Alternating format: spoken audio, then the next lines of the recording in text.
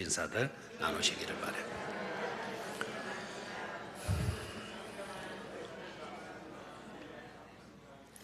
사랑의 집 짓기 오늘 34번째 시간, 오늘은 축복이라는 제목으로 말씀을 나누도록 하겠습니다. 우리나라도 그 영향이 있다, 그 영향을 받기 시작한다라는 말을 들었어요. 할로윈데이라고. 미국에도 그러고 캐나다도 그러고 할로윈데이. 저도 그 날이 무슨 날인지 몰랐는데 그 나라는 그걸 굉장한 또 축제로 그렇게 지킨다나요?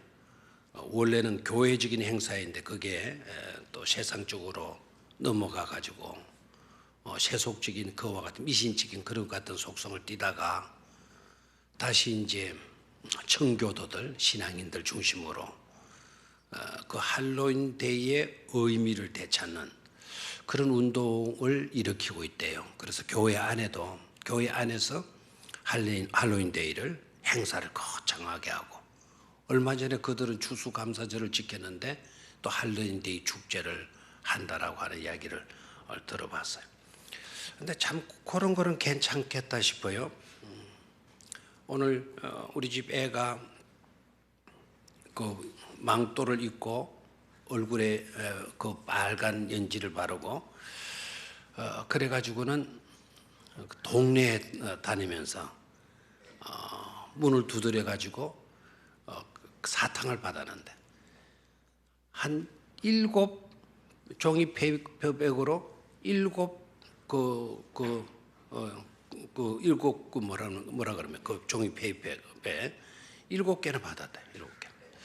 근데 그거를 또 동영상으로 딱 찍어 가지고 저한테 보여줘요. 불 켜진 집, 밤에 불 켜진 집에 아이들이 망토를 입고 들어가서 배를 누리면서 한마디를 한대요. 트릭, 트레이트, 트릭, 트레이트, 트릭, 트레이트, 트릭, 트레이트 막 이렇게 해서 문을 딱 배를 누르면 안에 주인이 나와가지고 초콜릿 사탕이든 종이 페이퍼 제법 큰 우리나라 와이셔츠 담는 그런 크기의 종이 가방에 사탕, 초콜릿 한 개 해가지고 내준대요. 참 좋은 풍습 같아요. 불 켜진 집. 그래 불 켜진 집은 어디든지 가서 배를 누르고 크릭 트레이트, 크릭 트레이트, 크릭 트레이트 딱 누르면 와서 그렇게 해준대요. 그래서 그 크레이트 트레이트라는 말이 무슨 말인가 물어봤더니 깨를 부릴까 장난을 칠까 사탕을 줄래. 사탕 안 주면 뭘 친다? 장난을 친다. 그래서 트릭 계략을 꾸민다, 장난을 친다, 속인다 뭐 이런 뜻을 해요. 그리고 트레이트 나를 대접해라. 그래서 장난을 칠까 사탕을 줄래. 그러면 주인이 나와서 장난치지 말고 사탕 가지고 가라. 그러면 땡큐 하고 이제 그걸 받아 나와요. 그거 재밌겠어요? 불 켜진 집 다 들어가서 하면 나중에 어떤 생각이 들었는가 하니까 사탕 가게 하나 차려도 되겠다. 초콜릿 가게 하나 차려도 되겠다 하는 그런 생각을 들었어요. 근데 그게 참 좋은 것 같아요. 아이들에게 동심을 키워주고 그리고 일부러 집안에 불을 딱 켜놓고 누군가가 찾아와 주기를 기대하고 그런 풍습들 이런 거를 우리나라에도 좀 도입을 하고 우리는 크리스마스보다 더 좋은 날이 없으니까 그날 이브 저녁날 불을 우리 성도님들 다 켜놓고 우리 교회 학교 다니는 아이들만이라도 불 켜진 성도 집은 오너라 구역 식구들 집에 오너라 그러면 너희들에게 뭐를 준다? 선물을 준다. 딱 해가지고 아이들이 와서 배를 누르게 만들고 거기 뭐 God bless you라든지 뭐 이런 말 한마디 가르쳐가지고 그거 말하게 하고 그리고 안에서 또 여러분들이 사탕 봉지를 내주면서 메리 크리스마스 인사해주고 또 해피 뉴 이어라고 인사해주고 축복해주고 이런 것도 참 필요하지 않겠는가 그렇게 생각을 합니다. 자, 오늘 느헤미야서 13장에서 축복, 사랑의 집 짓기에서 뭐라고요? 축복이라는 제목으로 말씀을 나누겠는데 13장에 들어와서 우리가 이 구조 전체에서 놀라운 메시지를 우리는 들을 수 있어야 되겠습니다. 먼저 느헤미야서 오늘 전체적인 구조는 크게 두 부문으로 나눠요. 오늘 읽었던 느헤미야 13장이 느헤미야 성경의 어떤 장이죠? 안 봤나요? 앞에 화면만 보고 성경책 폼으로만 갖다 놨죠. 자, 느헤미야가 몇 장까지 있는 거 한번 보십시오.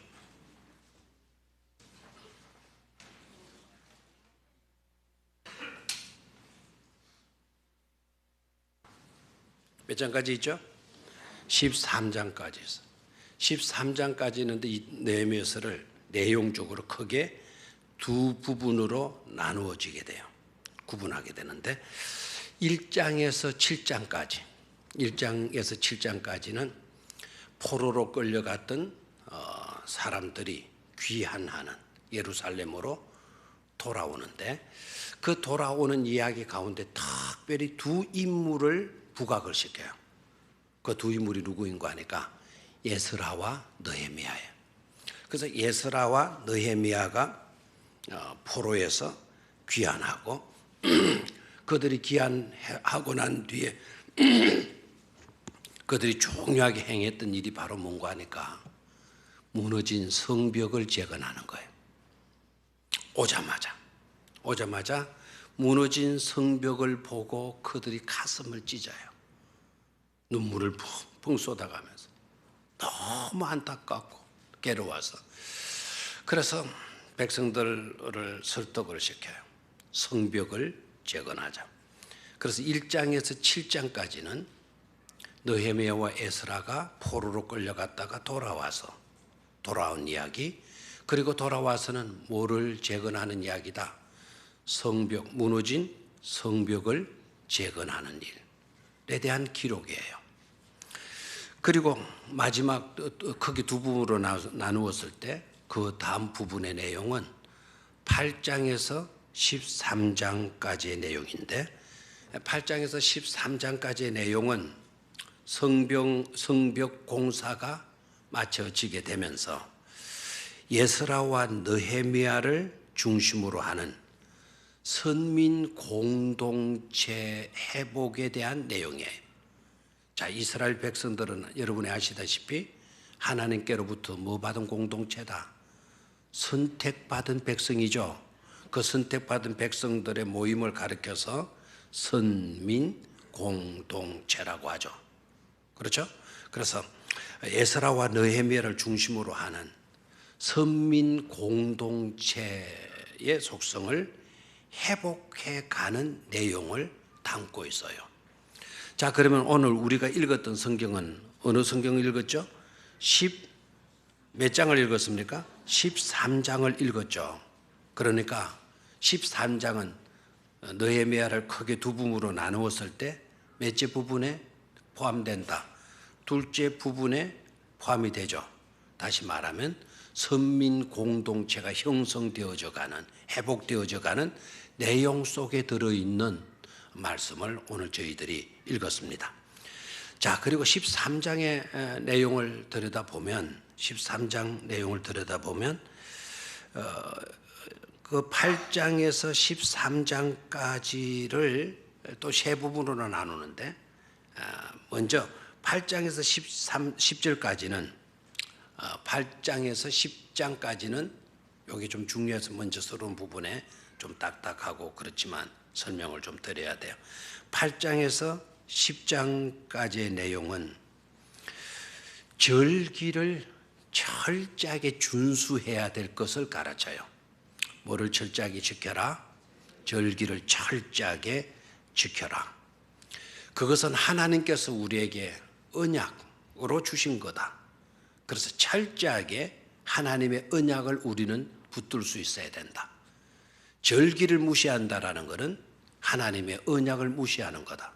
절기를 잘 지킨다라는 것은 곧 하나님의 언약을 철저하게 지키는 행위인 것이다. 그렇게 설교를 해요. 그게 후반부 8장에서 10장까지의 내용이고요. 그리고 11장부터 12장까지는 성전 제사 제도를 확립을 해요. 다시 한번 11장에서 12장까지는 뭐를 확립하는 거다? 성전에서 드려지는 제사를 확립하는 그런 내용이에요.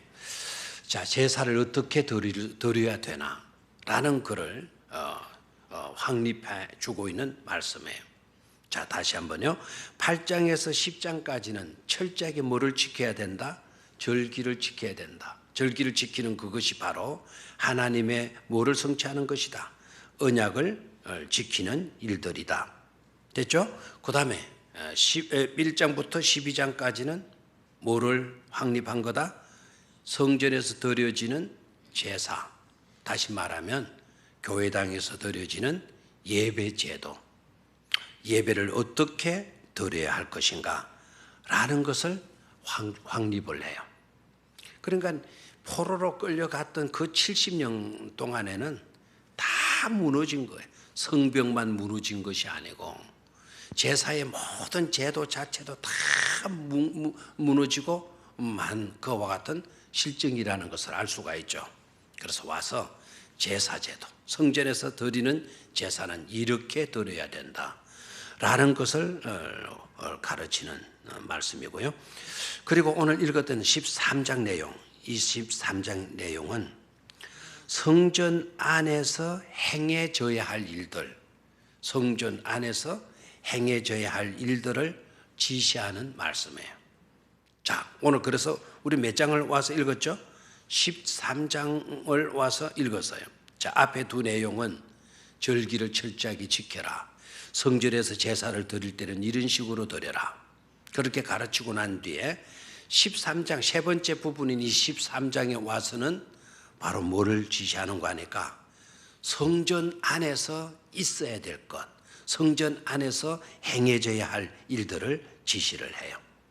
그러면서 신앙생활에 분명한 정체성을 가질 수 있어야 된다. 그냥 성전만 왔다 갔다 하는 그와 같은 신앙생활 되어져서는 안 된다.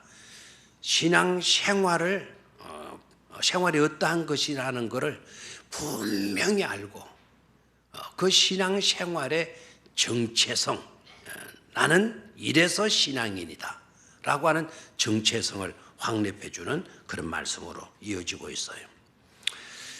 자, 그러면 성전 안에서 있어야 할 일들이 뭔가라는 것을 먼저 살펴보도록 하겠습니다.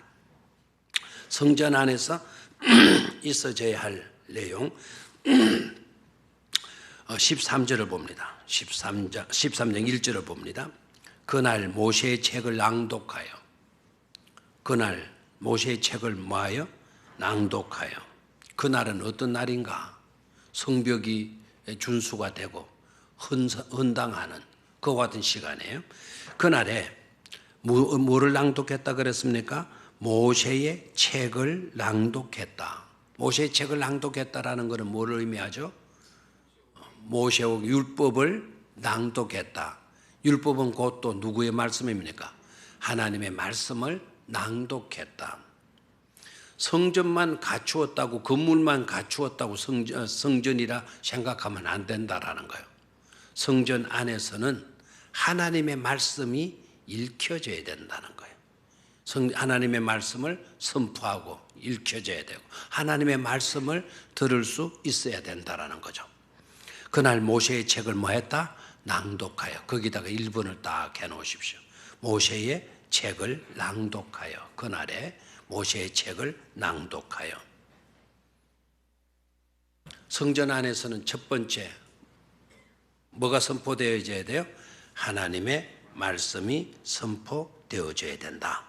읽혀져야 된다라는 것이죠. 자, 두 번째, 그 책에 기록하기를 암몬 사람과 백성에게 들렸는데 그 책에 기록하기를 암몬 사람과 모압 사람은 영원히 하나님의 총회에 들어오지 못하리라. 거기다가 2번을 딱 하십시오. 암몬 사람과 모압 사람은 영원히 하나님의 총회에 뭐하지 못하리라. 들어오지 못하리라. 자, 성전에 이 백성들은 영원토록 들어오지 못하리라. 이렇게 선포를 해요. 하나님의 총회에 들어오지 못한다. 어디 사람들은? 암몬 사람과 모압 사람들. 이 사람들은 하나님의 총회에 들어오지 못한다. 이건 저주예요, 저주. 심각한 저주가 아닐 수가 없어요.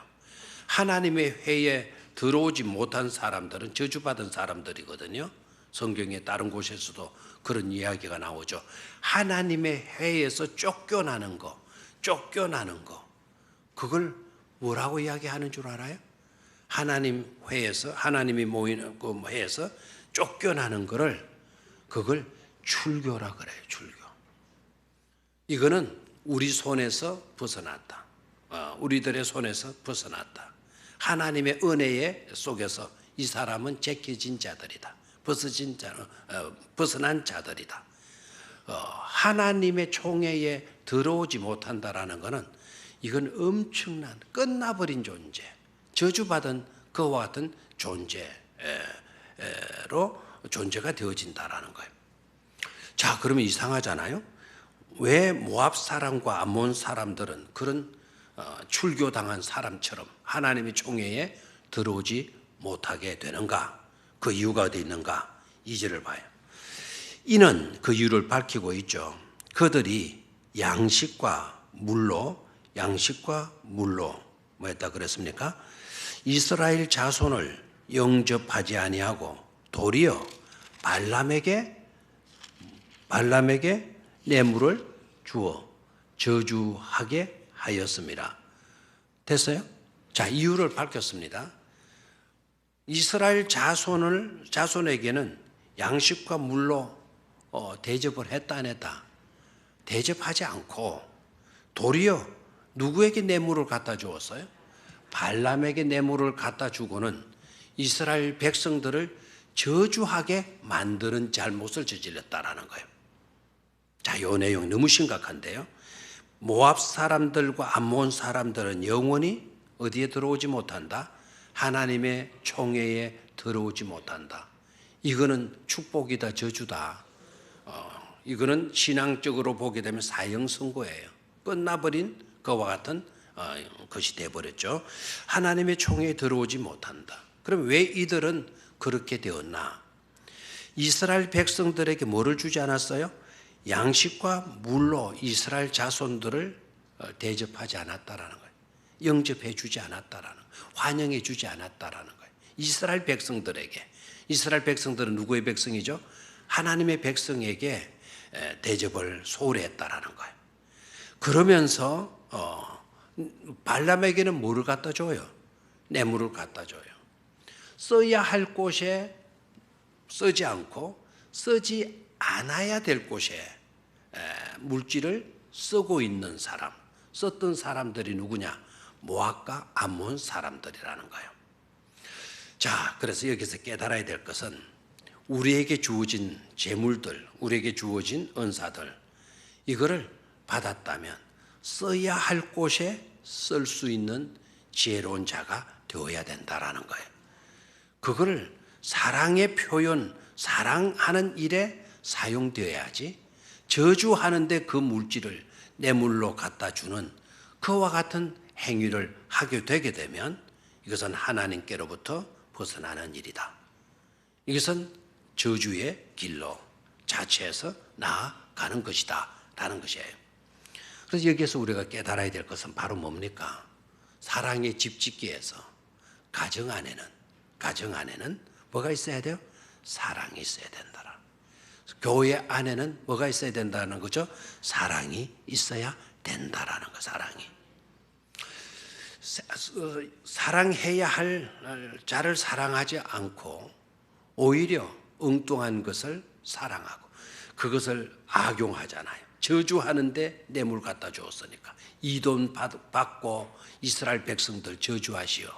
이 돈 받고 내가 돈을 줄 테니까 이 돈 받고 이스라엘 백성 저주하시오. 이렇게 나왔던 사람들이 누구다?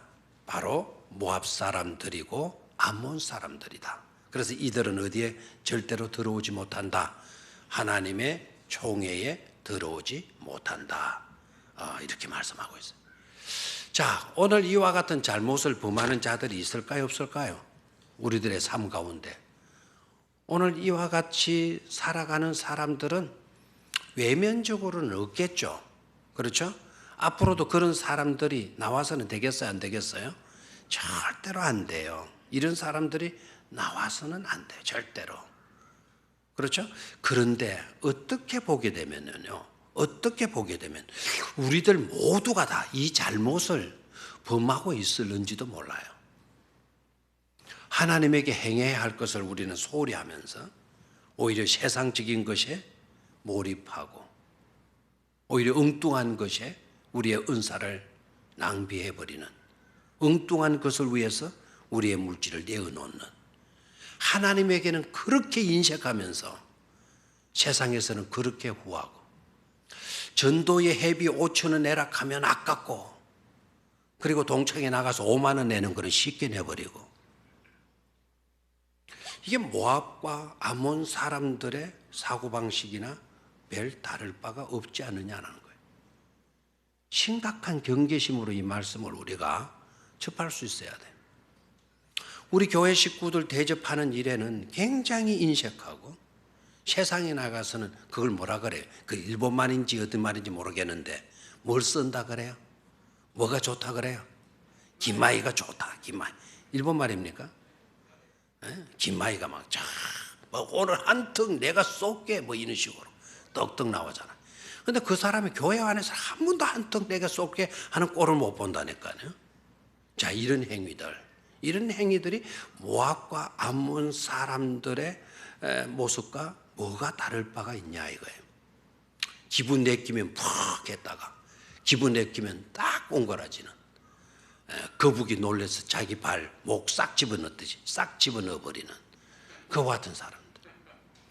모압 사람들과 이 암몬 사람들, 오늘 심각하게 좀 우리가 도전적으로 받아야 될 것 같아요.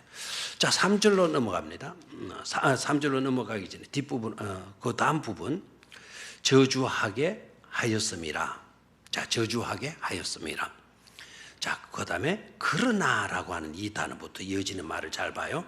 그러나 우리 하나님이 그 저주를 돌이켜 복이 되게 하셨다 하였는지라.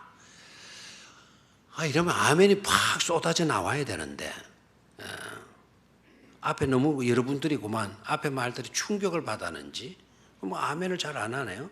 자, 그러나 그 부분부터 소리내서 한번 있습니다. 시작. 그러나 우리 하나님이 그 저주를 돌이켜 복이 되게 하였다 하셨느니라. 아멘. 자, 그러나 자, however God turned the curse into blessing으로 되어 있죠. 저주를, 그 저주의 the curse. 발람에게 돈을 갖다 주고 뇌물을 갖다 주고 저주하게 했잖아요. 그래서 발람이 이스라엘 백성들을 저주해요. 그런데 하나님은 어떻게 해요? 그 저주를 into a blessing, 뭐로 바꾸어 주었다? 복으로, turned into, 복으로 바꾸어 놨다라는 거예요. 자, 여기에서 우리 하나님은 어떤 하나님이냐? 우리 하나님은 악을 선으로 바꾸어 놓으시는 하나님이시죠.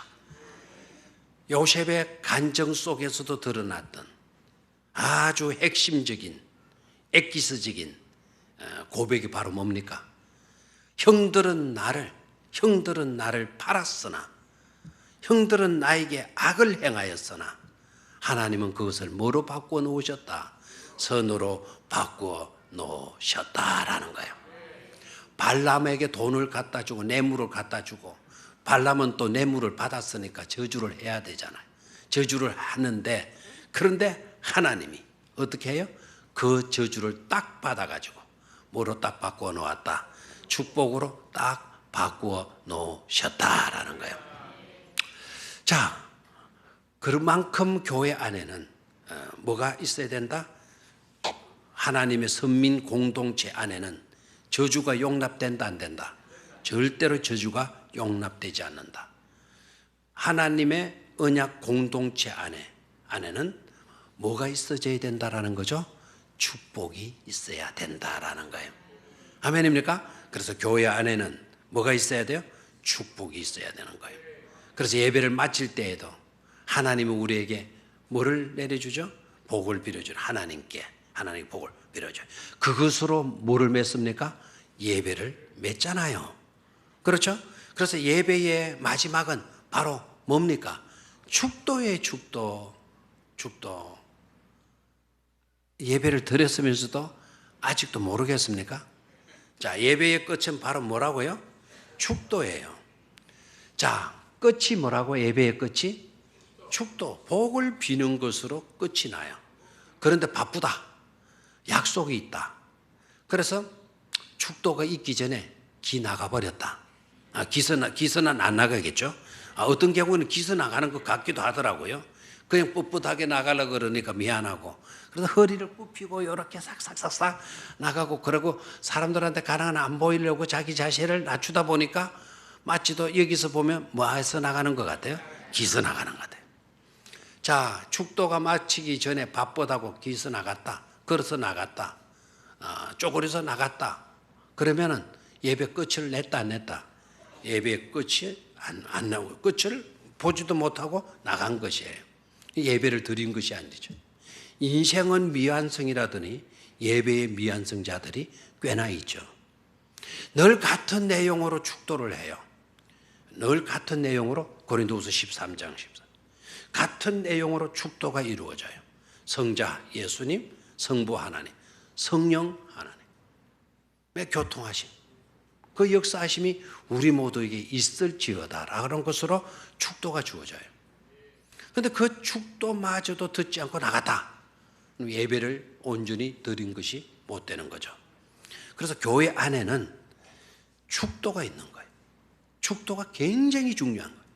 자, 가정은 여러분 교회의 분주민 줄로 믿습니까? 교회의 분점이 뭐라고요? 가정이고, 교회의 본점은 어디입니까? 하나님의 나라죠, 그죠? 하나님의 나라, 교회, 가정. 그렇다면 교회 안에 축도가 있어야 된다고 한다면 가정 안에도 뭐가 있어야 돼요? 축복이 있어야 된다는 거예요. 서로 복을 빌어주는 축복의 행위, 빌축자의 복복자, 복을 빌어주는 이런 행위. 그래서 우리가 용어들도 좀 바꿔갈 필요성이 있죠. 화나고 하면 막 그냥 자식이라도 부모에게도 막말을 하죠. 막말해야 안 해요? 막말하죠. 막 화나고 해놓으면 공부도 더럽게 못 해가지고 왔네요. 그러면 어머니가 뭐라 그래요? 이 썩어 막 그냥 막 나오고, 이걸 공부라고 했나? 아이고 저 인간이 어떻게 지 애비를 더럽게 닮았느냐고. 그렇게 욕하는 어머니의 성적표를 한번 확인할 필요성이 있어요. 어머니 성적보다 형편없을 거예요. 자기가 공부를 하도 못하니까 자기가 낳은 자식만큼은 100점 맞아 오기를 기대하고, 근데 100점이 아니라 30점을 맞아왔으니까 걔가 좀 화가 나는 거죠. 그래서 뭐 어떤 인간아 저떤 인간아 막 이렇게 이야기를 하는데, 지난번에 우리 옛날에 그 많이 연습도 했죠, 그죠? 화가 나더라도 이 썩어 빠질 인간아 나고 어떻게 되지 부르라 뭐 이런 인간들 뭐 가서 밥 팔아서 엿 싸먹으라 이 자식아, 뭐 너는 커서 이 새끼 엿제이밖에 못 된다 이 자식아, 막 이런 식으로 욕하지 말고 화가 나더라도 다 같이 시작. 복이 있으라 이 자식아. 시작. 이 자식은 빼고 자 복이 있으라. 시작. 복이 있으라. 복이 있으라. 가정 안에는 뭐가 있어야 돼요? 축복이 있어야 돼요. 축복이 있어야 돼요. 아멘입니까? 부모가 자식에게 축복하고 자식이 또 부모를 축복하고 자식이 부모를 축복할 수 있나요? 축복해줘. 빌축자 복을 하나님 우리 아버지에게 건강 주십시오. 우리 어머니 건강 주십시오. 우리 어머니 밤잘 때 어깨 주신다고 다리 아프다고 늘 하는데 하나님 우리 어머니 어깨 안 아프게 해 주십시오. 그걸 복을 빌어주는 거 아닙니까? 맞습니까? 그게 바로 뭐 하는 거죠? 축복인 거예요. 축복. 가정 안에서는 집만 번들어게 짓고 바깥에 대리석 갖다 붙이고 안에 온갖 장식품 좋은 것 갖다 놨다 하더라도 그거 가지고는 사랑의 집 짓기 잘하는 게 아니다. 그 가정 안에는 뭐가 있어야 돼요? 그저 축복하는, 아멘입니까? 그저 뭐하는 축복하는, 가족끼리만 축복하는 게 아니에요. 자, 식구들이 수요일 저녁 예배 마치고 집에 갔거들랑. 집에 가가지고는 또 가자마자 오늘 목사님 설교가 어땠다 저땠다 길었다 짧았다 막 그냥 불평 그런 거 하면 안 돼요. 부모들이요 집에 가서 불평, 교회에 대한 불평하고 하니까 자식들이 교회 와도 은혜 못 받아요. 은혜 받을 수 있는 많은 요건들이 있었는데도 그런 점을 하나도 터치를 안 해요. 그런 것은 언급을 안 해요. 오늘 안 좋았던 이야기만 집에 가서 늘어놓는 거예요. 그런 이야기들 누가 듣고 자라요? 자녀들이 다 듣고 자라잖아요. 그러니까 교회 가도 우리 목사님 저렇다더라, 뭐 우리 찬양대 저렇다더라, 아무개가 뭐 어떻다더라. 이러니까 오히려 우리 집안들은 형편없이 되어져 버리고 마는 거예요. 절대로 우리는 집에 돌아가거들랑 사랑의 집짓기 잘해야 되는데 사랑의 집짓기 안에 성전 안에 갖추어져야 될 내용을 오늘 느헤미야가 지금 가르치고 있잖아요. 느헤미야를 통해서 하나님 말씀해 주고 있잖아요. 성벽만 잘 지어놓으면 되는 게 아니다라는 거예요.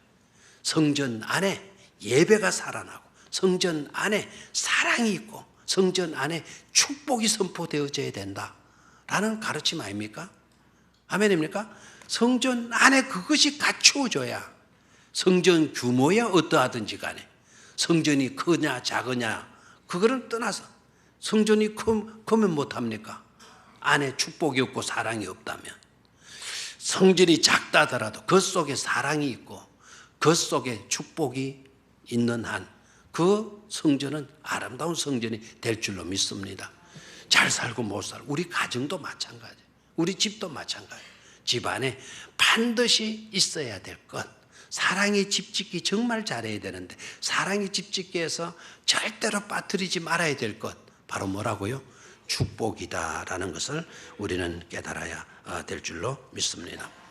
자, 그러면 오늘 이 구절을요 제가 읽다가 이 13장 3절까지 설교하지만 3절까지만 읽고 설교해서는 안 돼요. 설교자는 앞의 내용도 읽어야 되고 3절 뒷부분의 내용도 읽어야 되고. 근데 제가 13장을 전체를 읽으면서 울었다니까요. 눈물이 절로 나더라고요. 느헤미야가 정말 대단한 지도자구나. 와, 이분 이거 근성으로 느헤미야 훌륭한 지도자겠지. 이렇게 지나쳐서는 안 되는 인물이구나. 지도자는 이런 모습을 갖추어야 되는 것이로구나 하는 것에 감동을 얼마나 먹었는지 몰라요. 자, 3절까지 아까 우리가 읽었는데요. 3절 요거 다 맞추고 가죠. 3절 봅니다.